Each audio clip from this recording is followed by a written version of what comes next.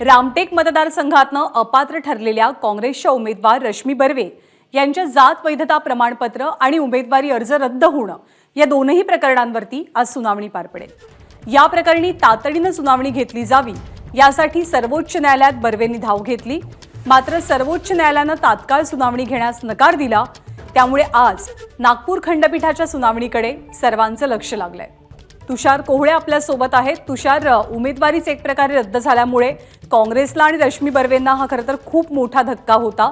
आजची सुनावणी कशी पार पडेल, काय त्यांनी आपल्या याचिकेत म्हटलंय? ज्ञानदा, सर्वांचं लक्ष या सुनावणीकडे असणार आहे। महत्त्वाची गोष्ट की आतापर्यंत जर आपण बघितलं तर रश्मी बर्वे यांनी 3 वेळा न्यायालयामध्ये धाव घेतलेली होती।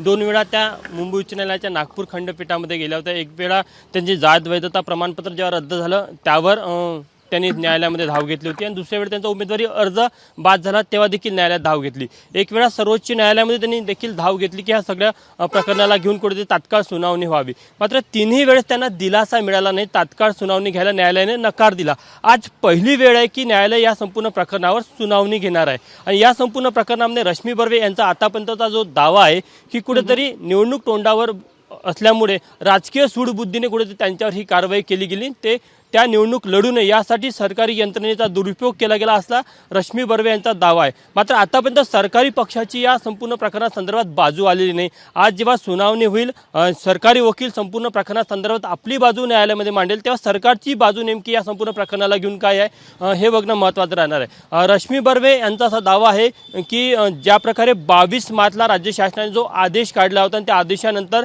जात वैधता पडताळणी समितीने त्यांच्या संपूर्ण कागदपत्राची चौकशी केली, जात प्रमाणपत्र असेल किंवा जात वैधता प्रमाणपत्र असेल, त्यामध्ये सरकारी पक्षाला असं आढळून आलं होतं जात वैधता पडताळणी समितीला की कुठेतरी रश्मी बर्वे यांनी जात प्रमाणपत्र तयार करताना वडिलांचे जे शैक्षणिक कागदपत्र जोडले होते ते खोटे होते, बोगस होते। त्यांचे वडील हे मूळचे मध्य प्रदेश पांढुर्णा येथले रहिवासी होते, मात्र त्यांनी नागपूर जिल्ह्यातल्या खरसुली गावचे रहिवासी असल्याचं सांगितलं आणि हे सगळे बोगस कागदपत्राच्या आधारावर त्यांची जात प्रमाणपत्रता आणि जात वैधता प्रमाणपत्र तयार करण्यात आलेलं होतं।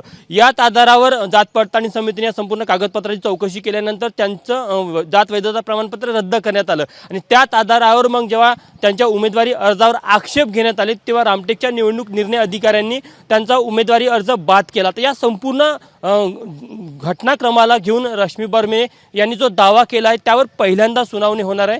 त्यामुळे रश्मी बर्वे यांचं असं म्हणणं आहे की कुठेतरी राजकीय आक्षेपोटी सूडबुद्धीने त्यांच्यावर ही कारवाई झाली, कुठेतरी जो उमेदवारी अर्ज बाद झाला तो ग्राह्य पकडावा आणि जात वैधता त्यांचं प्रमाणपत्र समितीने म्हणजे त्यांचं जात वैधता प्रमाणपत्र बाद केलं त्याला कुठेतरी स्टे द्यावा, असं रश्मी बर्वे यांची या संपूर्ण याचिकेमध्ये मागणी आहे। सरकारी पक्षांचा असा दावा आहे की हे पूर्ण कागदपत्रच खोटे आहे, त्यामुळे रश्मी बर्वे यांच्या दाव्यात कोणताही तथ्य नाही। त्यामुळे आता आज नेमकं सुनावणीमध्ये काय होतं हे बघणं महत्त्वाचं राहणार आहे। धन्यवाद तुषार, अपडेट्स वेळोवेळी जाणून घेत राहू। एबीपी माझा, उघडा डोळे बघा नीट।